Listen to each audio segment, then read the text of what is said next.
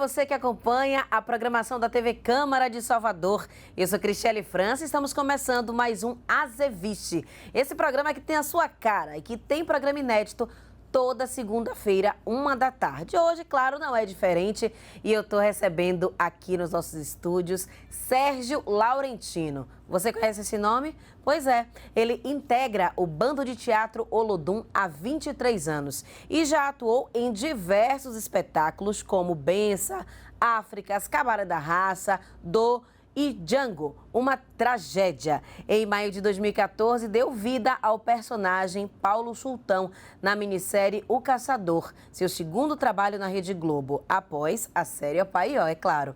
No cinema, já atuou no filme Besouro, Jardim das Folhas Sagradas, além do longa Ilha, dos diretores Glenda de Cássio e Ari Rosa. No primeiro semestre de 2022, no ano passado, gravou a série O Jogo, que mudou a história. Com direção geral de Heitor Dália, escrita por José Júnior. Uma das frases que ele sempre usa é: não escolhi ser negro, tive sorte. E sorte temos nós de recebê-lo aqui hoje no Azeviste. Seja bem-vindo, Sérgio, tudo bem? Ô, Cristiane, é muito bom estar aqui, né, nesse trabalho que a gente tenta fazer de desvisibilizar o povo preto, o povo negro de Salvador. Quando a gente ouve a carreira, né, ouve o que a gente fez, a gente vê que a gente é uma construção da nossa ancestralidade, né? A gente é o fruto dessa ancestralidade que trabalha tanto para tirar a gente da invisibilidade. E isso é carreira, isso é Exu, né?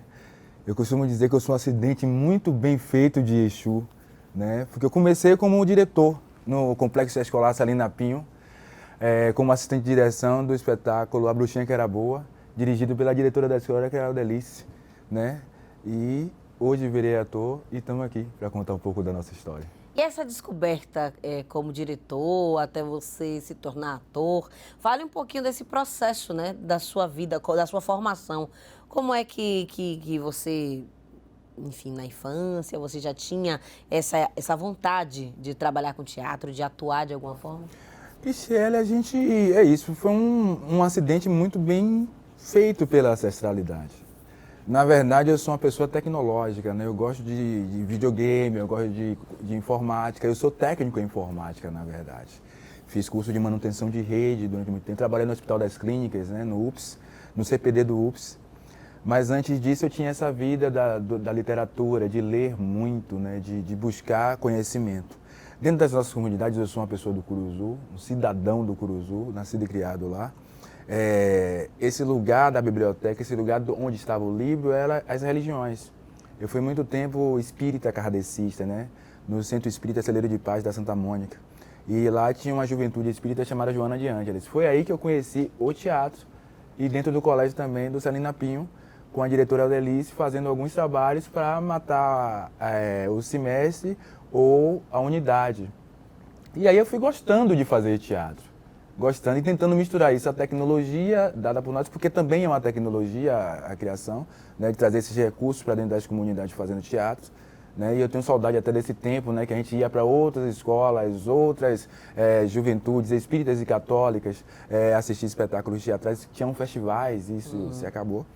E essa é a minha construção, né, olhando toda essa margem, né, essas pessoas da margem que fazem arte, né, os grupos de dança, os grupos de teatro. Eu também fui da Legião Artística Enigma, sou, na verdade, que eu não saí do grupo, e eu não costumo sair de grupo nenhum com eles. Mas a hora mesmo, o clique mesmo que deu, não, eu quero fazer isso, foi quando eu vim fazer uma oficina de direção com o Márcio Meirelles, no Teatro Vila Velha, porque a Legião Artística Enigma fazia parte do Tomorá da Cá, que era um projeto que trazia vários grupos amadores da periferia de Salvador. E eu era da Legião Artística e que teve esse curso de direção. E eu queria levar e trazer esse recurso para trabalhar no Centro Espírita com um grupo de mães, que eu também já era o coordenador de teatro. E lá na Legião Artística Espírita, Enigma, porque eu também era iluminador e trabalhava na direção. E aí Márcio Meirelles olhou para mim e disse: cara, eu quero que você faça uma leitura para mim. Isso aí tudo que eu estou fazendo, gente, só tinha 22 anos, não é uma coisa assim, não. Já tinha esse pensamento todo. Cara, eu quero que você faça uma leitura para mim sobre o espetáculo Material Fátio de Bertold Brecht. Só que se você fizer a leitura e passar, você vai ter que ficar vindo aqui no Teatro Vila Velha de segunda a sexta. Eu já trabalhava no Já estagiava no CPD do Hospital das Clínicas. E aí eu tive que fazer uma escolha, né? Porque era um tempo difícil para todo um jovem negro, que eu fiquei andando 2 anos fazendo esse trabalho, né? Até o Campo Grande. Então fiz a leitura, passei, no outro dia saindo na capa do jornal à tarde, né, no Caderno 2, os vizinhos falando, primeira vez que alguém sai aqui no Curuzu, na capa do Caderno 2, individual, então isso também já mexeu comigo. Esse lugar da visibilidade, nesse lugar que o povo preto de Salvador, dessa cidade, tem que ter, que é tanto negado a gente. E esse clique que bateu aí, é esse lugar que eu quero estar. E também, como a gente via muito cinema, muita TV, né? O cinema, na verdade, era a TV aberta. Eu descobri que eu também queria estar naquele lugar ali, dentro da caixinha, porque eu não via semelhantes a mim. A gente via Milton Gonçalves e todas as nossas musas inspiradoras negras, mulheres negras da TV, através do TEM, né? Que foram criadas pelo TEM.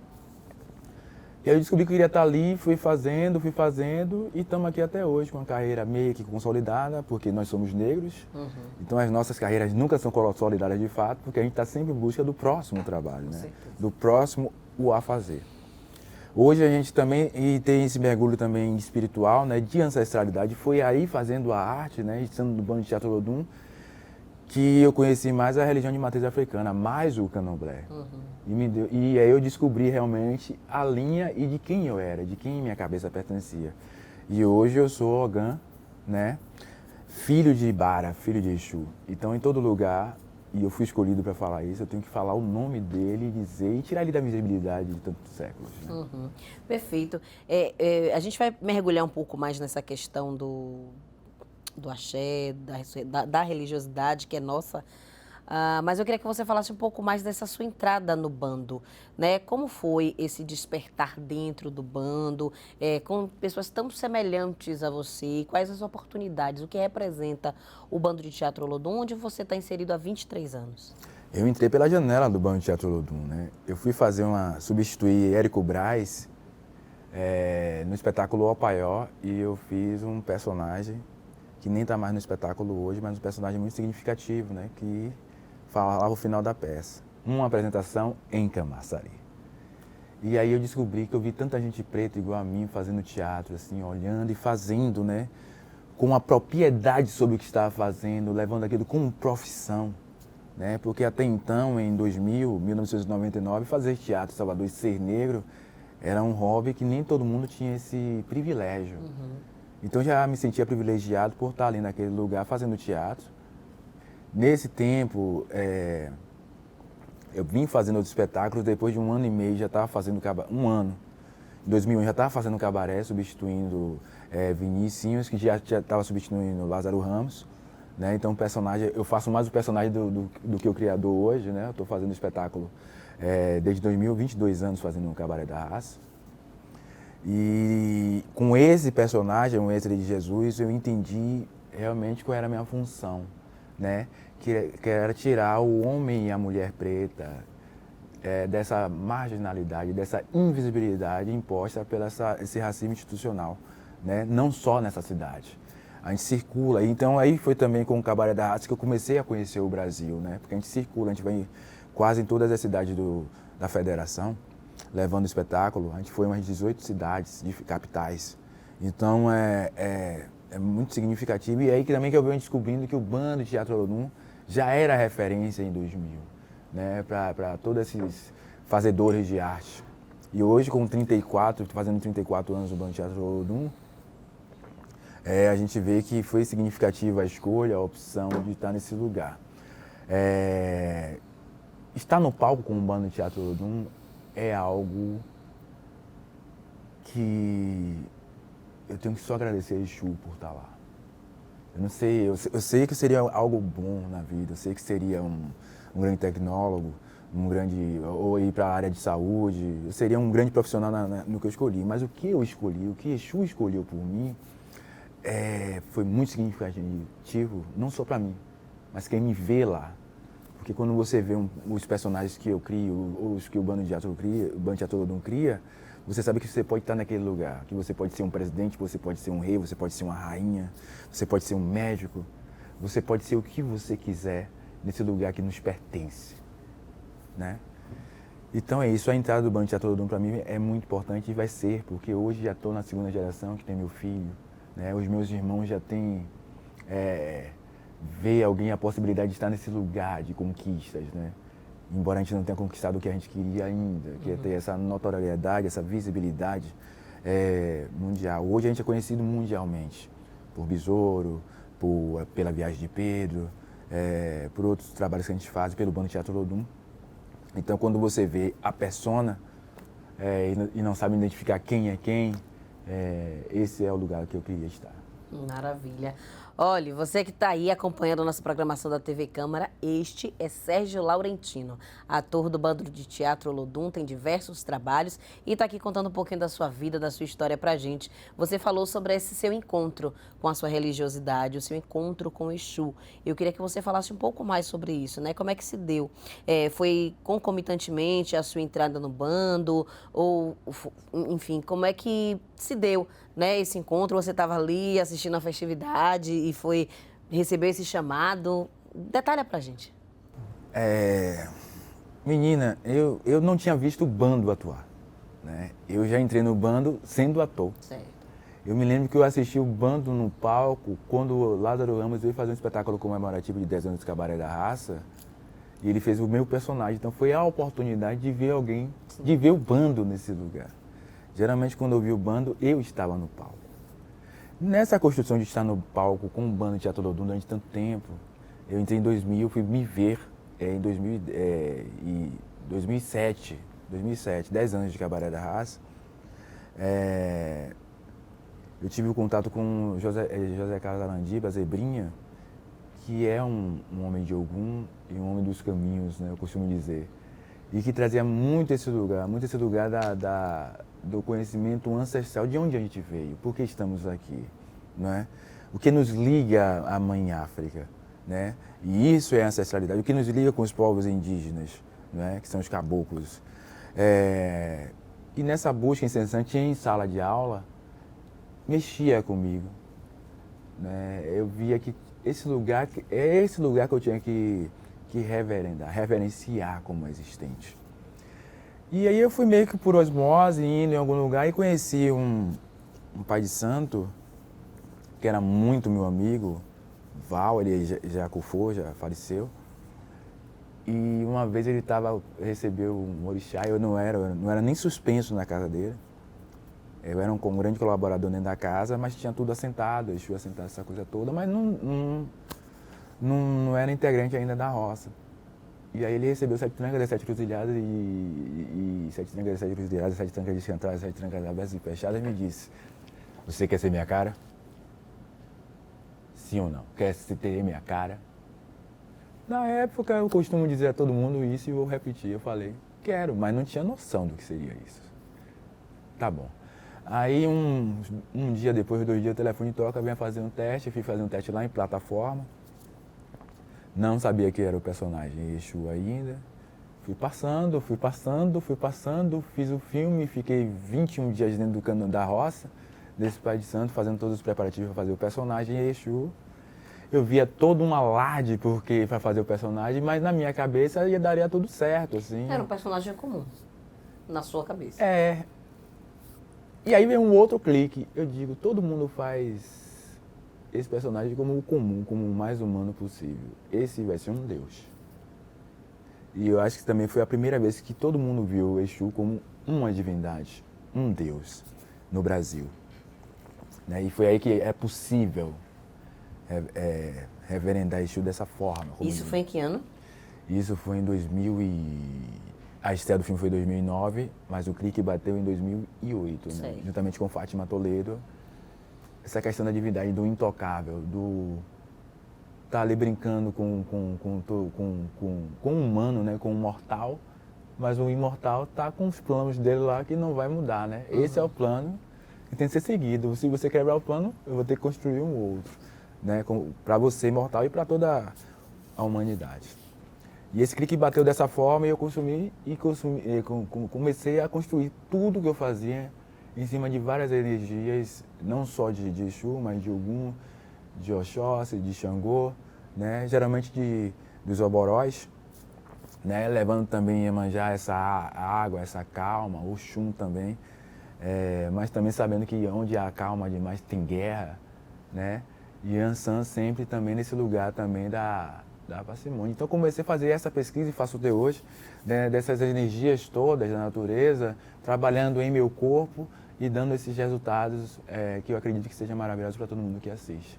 Todos os meus trabalhos, que vêm até antes do Besouro, já começa pelo personagem O Feiticeiro de África, né? O espetáculo do Bando Teatro Olodum, já é com essa energia, já é com essa centelha de possibilidades, né? De trabalhar a natureza dentro do corpo, de se envergar, de sair, de não estar ali, de ser esquisito, de ter poder, de ser divino, e sendo um corpo humano, né?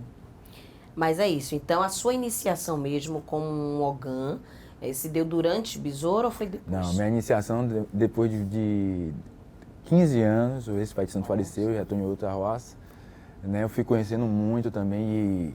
Como participante ali, vivenciando. Ainda tínhamos uma questão da invisibilidade do orixá Exu, né, de Bara, porque é muito difícil você achar. Hoje tem mais, mas na época que eu fiz o filme, ninguém fazia Exu em Salvador.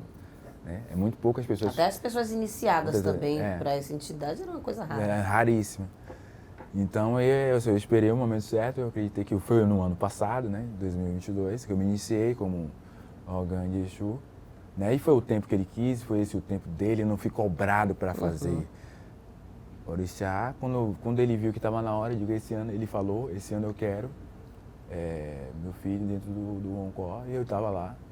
Me deu todas as possibilidades, todos os caminhos para fazer, porque quem faz Orixá sabe o quanto é custoso mentalmente e financeiramente, mas é muito benéfico também, né? Então, no próximo mês, em agosto, a gente está completando um ano de iniciado, né? E filho de Bara e Ogã de meu pai, Albaluaê, Motumbá, irmã. Motumbaxé. E muito feliz por isso também, e acredito que toda a minha ancestralidade também esteja feliz com isso. E é isso, eu acho que esse é um caminho. Esse Odu que eu carrego, esse Odu, é de abrir portas para que outras pessoas vejam. E vejam que é possível você construir aquilo que você quer na sociedade brasileira em nome do nosso povo. Isso não pode ser esquecido, eu não vou deixar de ser negro nunca. Né? Então vamos fazer um mundo melhor para os que vierem depois de nós, né? Que seja menos agressivo com nossa pele, essa humanidade inteira. Com certeza.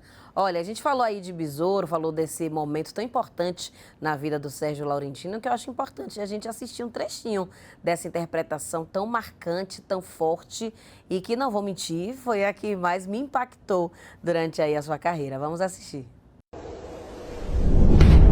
Exu, sou bom pra quem é bom comigo e mal pra quem não sabe me reverenciar. Reinei na cabeça do seu mestre durante muito tempo. Meu mestre era uma pessoa de bem, não te devia nada. E existe o bem sem o mal? Ou morte sem vida? Mestre Alípio sabia disso.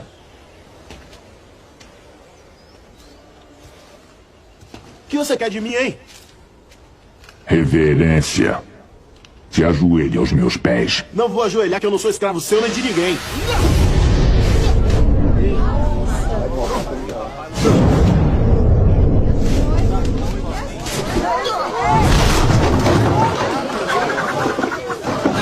O que você estava fazendo naquele dia?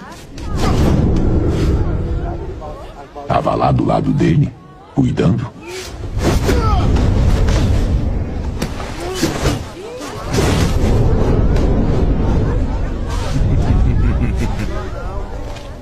Quem é você pra me culpar?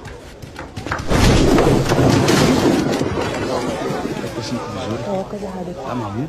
Vamos embora, irmão. Vou ficar aqui.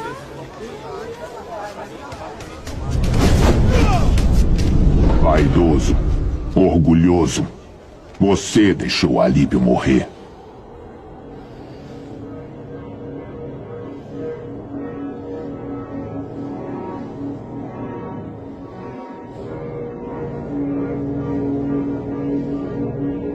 Vamos, Besouro.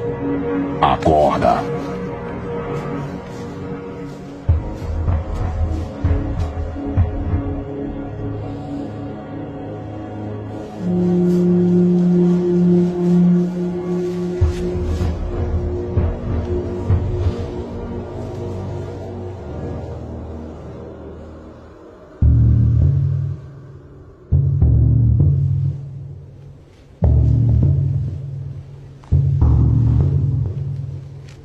Besouro alcançou um público assim de 500 mil pessoas na época, né? Muita gente assistiu a esse filme e justamente com essa temática, né? Que falava, tinha toda uma construção, toda uma narrativa, mas que mostrava exatamente essa figura de Exu, que era tão pouco vista e quando vista não era interpretada dessa forma como você mesmo citou. Qual o impacto, né? O que é que você acha, além da força de Exu, que fez com que essas pessoas se interessassem tanto pela história de Besouro? Eu acho que o filme estreia com a grande mudança do Brasil também, né? A gente estava cansado de não ter políticas afirmativas para o nosso povo, né? E o povo negro, o povo do movimento negro, essa luta tão incessante de sair da invisibilidade, né? E sair da invisibilidade é isso, nós temos várias religiões, mas essa é a nossa religião, né? E essa comemoração de estar nesse lugar da religião, eu costumo falar também que Besouro para mim foi uma celebração da ancestralidade. Porque é claro que a gente sabe que o orixá que fala, o orixá que se comunica, o orixá que chega mais para o humano é o Exu Ebara. Mas tem Ogum, tem Yansan, tem Ossan, né? Tem Xangô que passa muito rápido, tem Nanã. Né? Então foi esse lugar que as pessoas, e as pessoas verem e saber que é o orixá ali afirmando e de dentro e de fora do candomblé. A gente estava concorrendo com Michael Jackson, cara. Foi o ano que a gente estava concorrendo com a estreia de Michael Jackson em 2009. E a gente é o segundo em bilheteria no Brasil, né? Com muitos filmes brasileiros estreando nesse tempo, assim, muitos filmes. Que Besouro também vem depois de Cidade de Deus, que foi um dos primeiros filmes que só tinham negros na tela. Aí depois de Cidade de Deus, que foi em 2002, vem Besouro em 2009, então passa-se um tempo para ter tanta referência negra na tela. Então a gente tem essa lacuna na cultura brasileira, né? Na cultura artística brasileira, de nos ver. Né? Então a galera que ia assistir o filme, os capoeiristas, o pessoal do candomblé, meus irmãos de santo, os negros, né? Até do religião evangélica também, do catolicismo, eles se viam. E o se ver que naquele momento era importante e marcante. Então foi por isso que foi 500 mil pessoas na época da estreia. Hoje tem vários vídeos completos do filme Besouro no YouTube e eu fico acompanhando, né? Fico lá ligado que de vez em quando aparece minha imagem atrelada marcada nas redes sociais. Então tem filme com 1 bilhão de visualizações, 1 milhão e meio de visualizações, né? E é claro que esses filmes não foram botados durante 9 meses no YouTube, né? Eles foram botados 2, 3 anos atrás. Então, ainda assim, e até hoje, esse filme ser tão assistido, é um marco nosso mesmo, assim, de trabalho, né? De João, Daniel Tikomirov, de toda uma galera que entendeu que o se ver é importante naquele momento e que é a construção do Brasil atual. Porque quando você vê, né? Porque Besouro, na verdade, é a construção de um herói brasileiro. E um herói brasileiro que se parece comigo, que voa, é algo notável de se fazer no Brasil. É o primeiro herói da América do Sul que a gente tem conhecimento, que tem poderes, né? Que voa. Então, construir isso foi muito importante para nós, para sair dessa invisibilidade e para a implantação das políticas afirmativas nesse país, que começam em 2002. Né? Então, é a certeza de que essas políticas todas vão sendo construídas nessa lacuna de tempo. Só foi possível depois da mudança dessas políticas em 2003, com a entrada do presidente, que trouxe essa possibilidade. Né? E eu queria que os outros fizessem a mesma coisa depois e antes, mas estamos com esse aí e está dando certo e vamos bola para frente. Vamos ficar aqui na expectativa. Na volta do intervalo, que a gente já está no horário apertadinho para ir, mas eu quero que você fale, inclusive, um pouco mais sobre a preparação, né? Tanto para esse personagem quanto para os demais. Porque eu sei que exige todo um cuidado, né? Para não ficar uma coisa muito estereotipada. Então, a gente vai falar um pouquinho sobre a preparação para vivenciar esse personagem de Exu, né, como é que se deu, se você já sabia capoeira, se você aprendeu para o filme, como é que foi esse processo. Mas tudo isso a gente fala na volta do intervalo e fala também sobre tantos outros personagens que já foram interpretados aqui por Sérgio Laurentino. Então não saia daí que eu volto já já.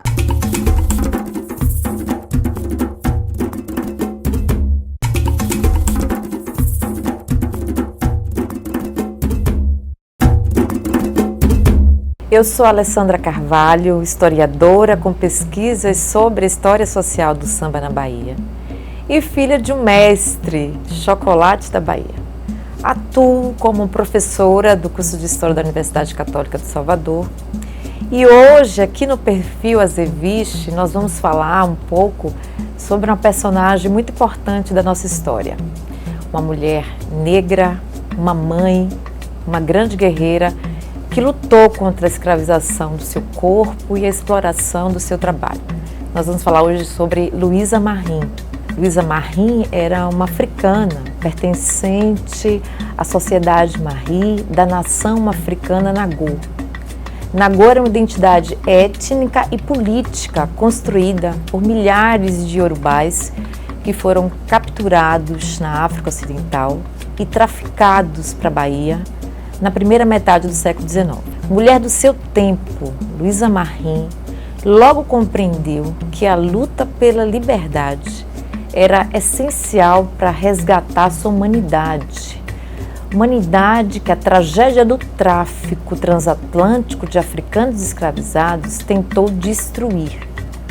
Quituteira, ganhadeira, aprendeu desde cedo a negociar e se comunicar com os diferentes sujeitos que faziam parte da sociedade de Salvador nessa época. De seu tabuleiro eram distribuídas as mensagens em árabe e em outras línguas também, através de meninos, de homens negros, de mulheres libertas, que, como ela, adquiriam os sentidos das revoltas daquele momento.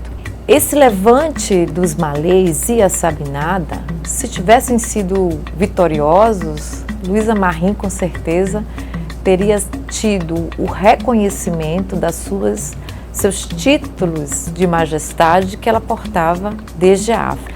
A história dela, aqui em Salvador, se confunde com a realidade de milhares de mulheres africanas que exerciam diversos tipos de atividades, e com essas atividades laboriosas, principalmente enquanto escravas de ganho, elas sustentavam a si toda a comunidade de homens livres e libertos, e o fruto desses ganhos, essas mulheres, assim como Luísa Marim, conseguem comprar as alforrias. A gente vai protagonizar em Salvador um dos maiores fenômenos da América, que é a quantidade muito grande de escravos alforriados. Luísa Marim, como essas mulheres, eram responsáveis também e foram por deixar viva essa semente da abolição, como seu filho, Luiz Gama, em 1830 até 82, tornou-se um grande poeta e um dos maiores abolicionistas do Brasil. Ele nunca esqueceu essa mãe, que lhe deu ali sopro de vida, lhe deu seio e lhe deu com certeza uma chama acesa, E sobre ela ele traz uma carta onde informa, e dá para nós, enquanto historiadores, um pouco das características da sua personalidade. Diz que ela era uma mulher da Costa da Mina, que era pagã, são informações muito importantes, sempre recusou o batismo e a doutrina cristã, muito corajosa para esse período. Magra, bonita, a cor era de um preto retinto, tinha os dentes alvíssimos, como a neve, era muito altiva, geniosa, insofrida e vingativa. Possuidora de conhecimentos, Luísa Marim sabia ler e escrever, que denuncia sua facilidade de articular as insurreições pela liberdade dos negros e evidencia também sua adesão à religião e ao Islã. Ela era muito ousada, e recusou o batismo cristão e católico, que era uma condição imposta a todos os homens e mulheres que chegavam aqui da África. Esses escravizados assim que pisava nos portos no território do Brasil, os colonizadores exigiam que fossem batizados e que deixassem de acreditar nos seus deuses, considerados como diabólicos, e passassem a adorar o Deus cristão católico. Após a insurreição da Sabinada, Luiza Marim partiu para o Rio de Janeiro e, de acordo com Luiz Gama, essa foi a última notícia que ele teve de sua mãe. Nunca se soube o que ocorreu com ela após esse período. Durante muito tempo, a sua história foi apagada dos livros didáticos e, felizmente, no ano de 2019, a Lei número 13.816, de 24 de abril, inscreveu o nome de Luiza Marim no livro dos heróis e heroínas da pátria, depositado no Panteão da Pátria e Liberdade, Tancredo Neves, em Brasília. Então é uma vitória hoje a gente poder chegar aqui e contar a história de uma mulher negra, africana, que lutou pela liberdade, pela memória, né, de todos os seus descendentes que aqui estão até hoje.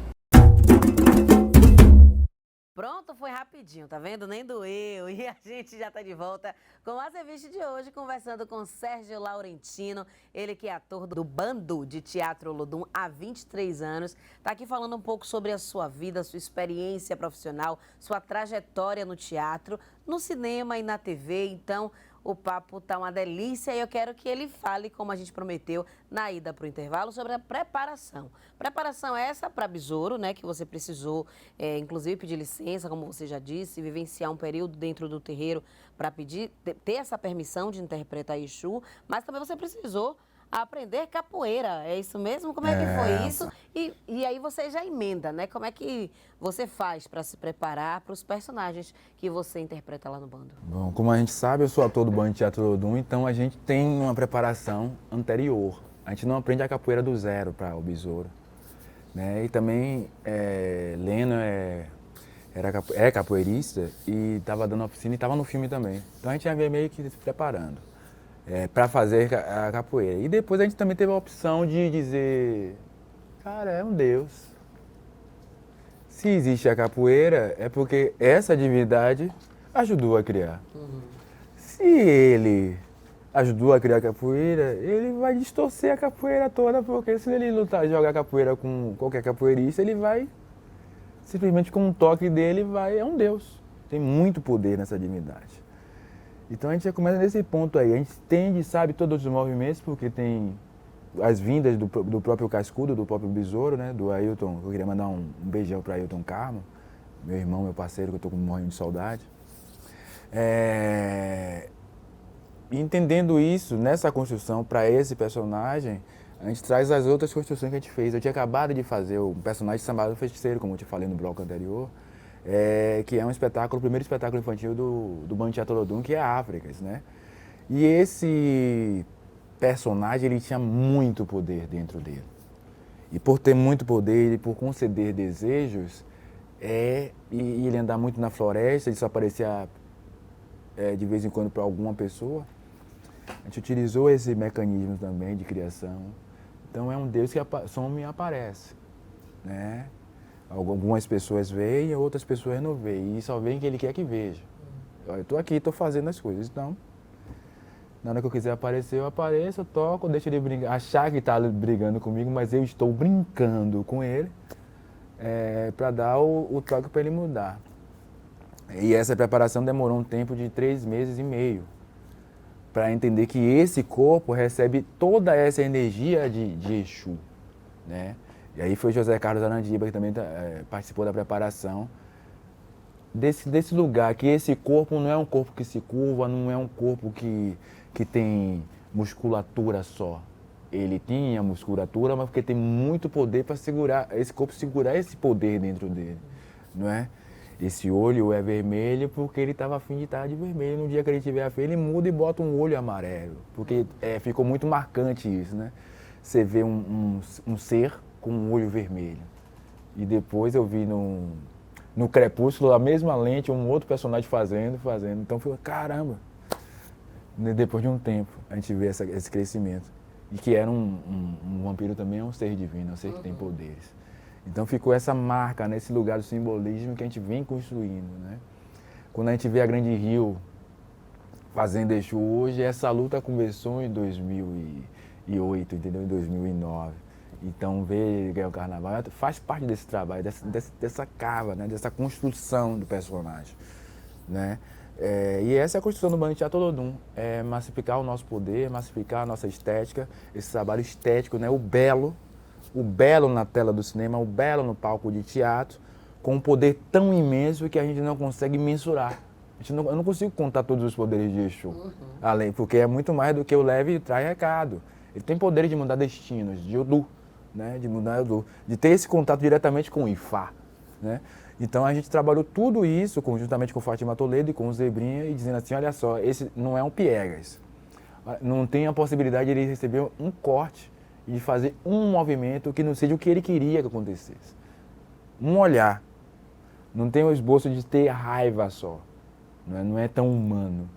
Ele olha a situação, o mestre Alípio falece, porque tem essa historinha também, ele era o Exu da cabeça de mestre Alípio, né? E Ogum, Besouro é de Ogum. Então esse contato direto e essa demarcação direta é do orixá de mestre Alípio que chega para conversar com o Besouro. Isso poucas pessoas sabem. Eu quero que você continue o que o ori do seu mestre não terminou de fazer. Mas que está para ser executado e tem que ser executado. Então vai ser por você. Entendeu?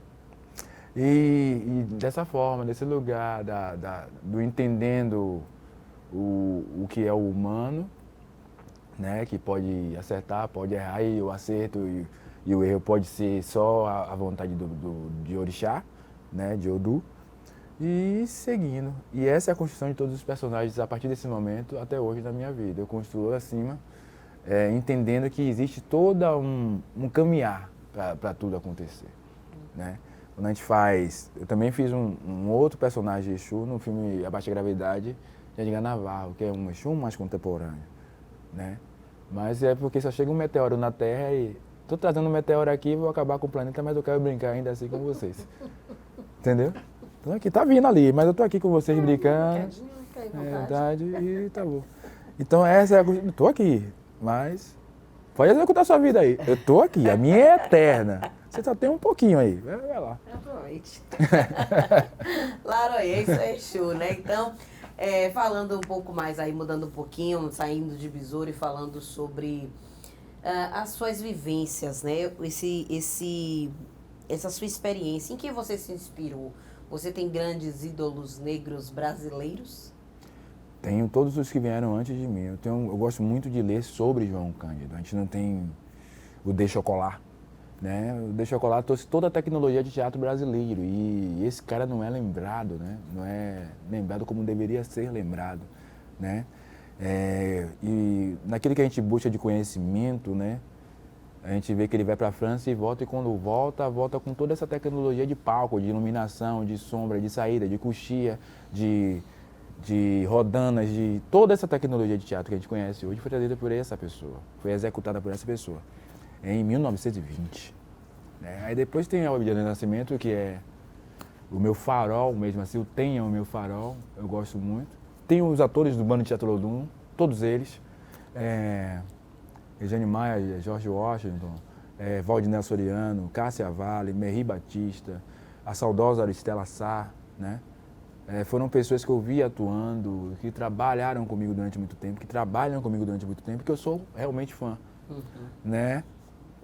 Tem o Milton Gonçalves, que é claro que eu vou para os Oborós, é claro que eu vou me afinizar com aqueles trabalhos que eu gosto mais.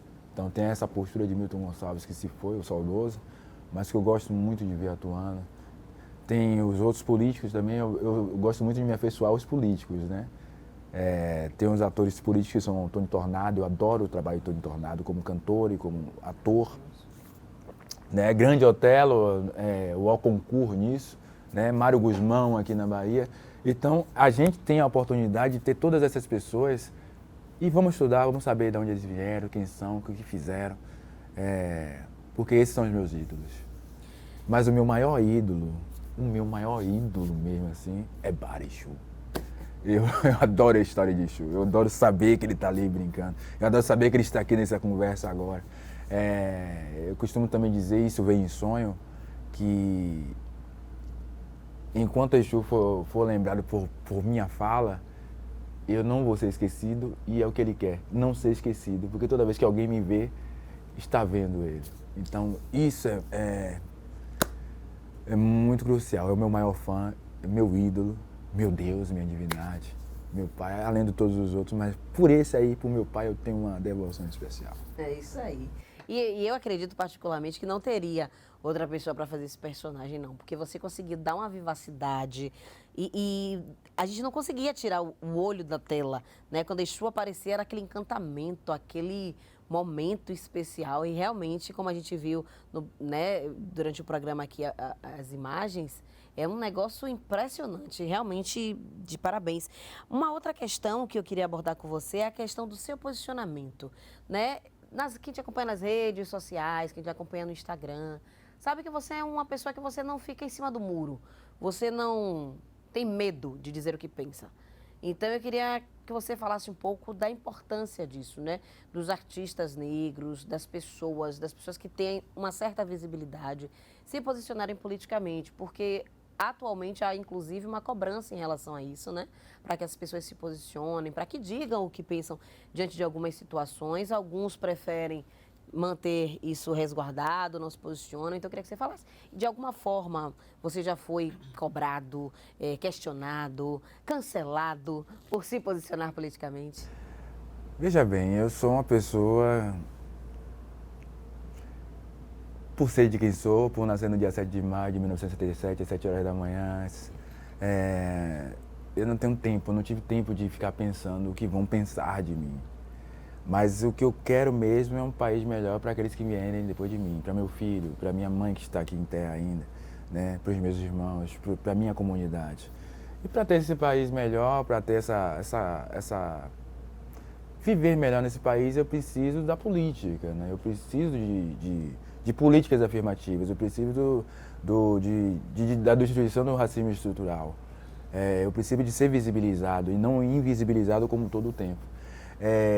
E isso é uma tática do racismo estrutural, né? Você não falar sobre política, você não discutir sobre isso, você achar que você não pode discutir o que é bom para esse país. Todo ator negro, ele é um ator político, porque ele já sai do zero, ele já sai da falta, né? Não tem um ator que já saiu de berço esplêndido, negro, da onde eu vim, das minhas origens. Você vai ver essas origens com 93% dos atores negros desse país, e que são maioria. Mas você vê o que na tela da TV? Você vê o que no cinema? Você vê ainda, em 2023, filmes brasileiros com tão poucos negros em tela. Então esse é um problema. Esse é um problema que tem que ser resolvido. A gente vê uma pouca dramaturgia negra feita nos palcos de teatro, nos palcos do cinema. Discutir isso, lembrar disso que é existência. A gente tem tantas histórias. Só aqui na Bahia a gente tem mais de 1000 histórias para falar do nosso povo. Mas por que essas histórias não são lembradas? Porque ainda há tanto receio. E é nesse lugar, não é uma opinião, é uma construção ancestral. Chegou a hora de ser visibilizada a nossa história. Chegou a hora de Xangô ser contado em tela. Chegou a hora de Exu ser lembrado, ganhar um carnaval e pronto. Eu ganhei carnaval, Exu ganhou carnaval na primeira e na segunda divisão. Exu ganhou carnaval em São Paulo. Ponto. Porque Exu vem contando sua história todo o carnaval do Rio e de São Paulo. E não ser visibilizado, não está nesse lugar. Porque existe o outro lugar da religião, né? A religião que visibiliza a nossa religião. Que a gente não vai para a igreja de ninguém, para a porta de ninguém, dizer feche porque você não prega meu Deus. Pelo contrário, vai para o seu terreiro dizer que você está adorando um Deus que faz o mal. Se bem que a gente nem acredita nisso, né? A gente não acredita no diabo. Mas, e se a gente não discutir essas coisas agora, lá na frente a gente vai ser exterminado, porque essa é a tentativa. Então eu decidi, desde 2002, de falar abertamente sobre isso. Eu decidi botar meu corpo em tela para trabalho por conta disso. Porque se eu não estiver naquele lugar, ninguém vai ver que alguém pode estar naquele lugar. E se eu não estiver fazendo coisas boas, e é por isso que eu não fico em cima do muro. Não tem como ficar em cima do muro, porque no dia que eu fico em cima do muro, 10 irmãozinhos meus morrem na comunidade. os jovens negros que morrem todos os dias. No dia que eu fico em cima do muro, 10 mulheres negras são mortas porque trabalham e sustentam seus maridos. Então eu não posso ficar em cima, não tenho esta oportunidade. E tenho que discutir isso o tempo todo, tenho que falar isso o tempo todo. Esse corpo foi construído para fazer isso. Não tem um outro lugar.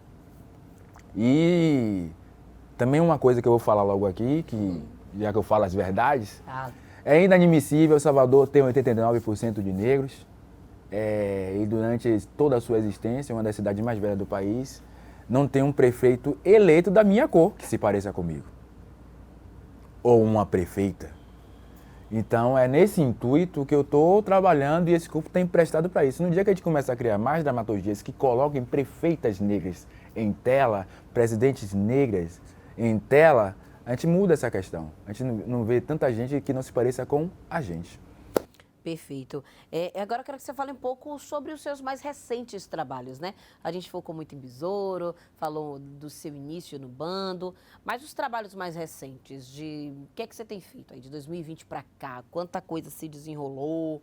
Fale um pouquinho das suas atuações. 2020 para cá o mundo parou por causa da Covid-19, mas a gente trabalhou bastante.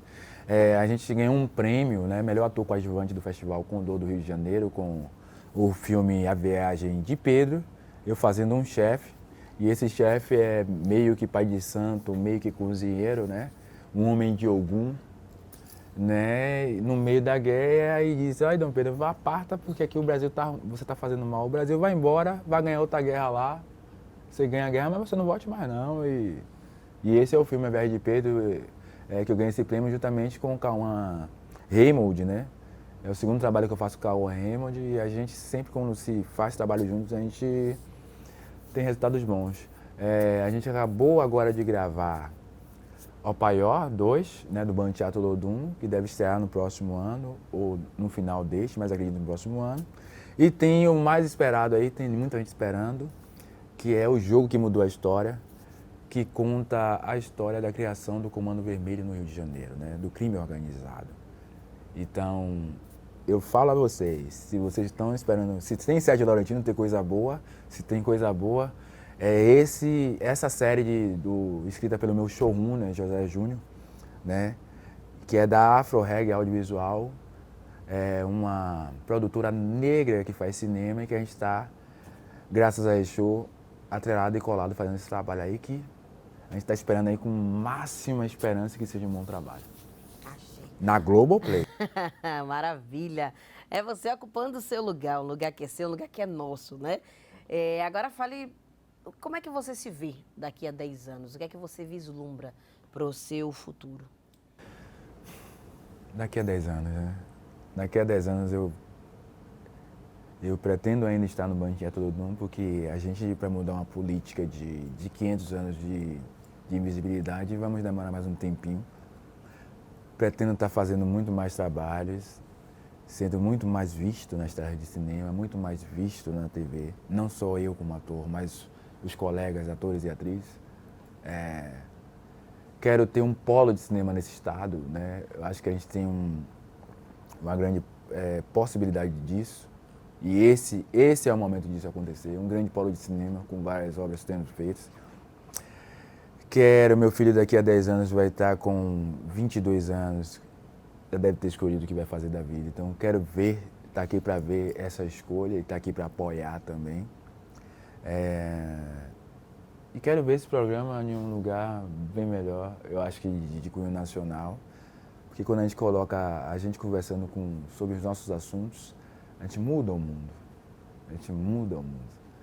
Então, como nós somos 56% do Estado Federativo Brasileiro, eu pretendo me ver mais vezes. Porque quando eu vejo alguém parecido comigo, eu estou me vendo também.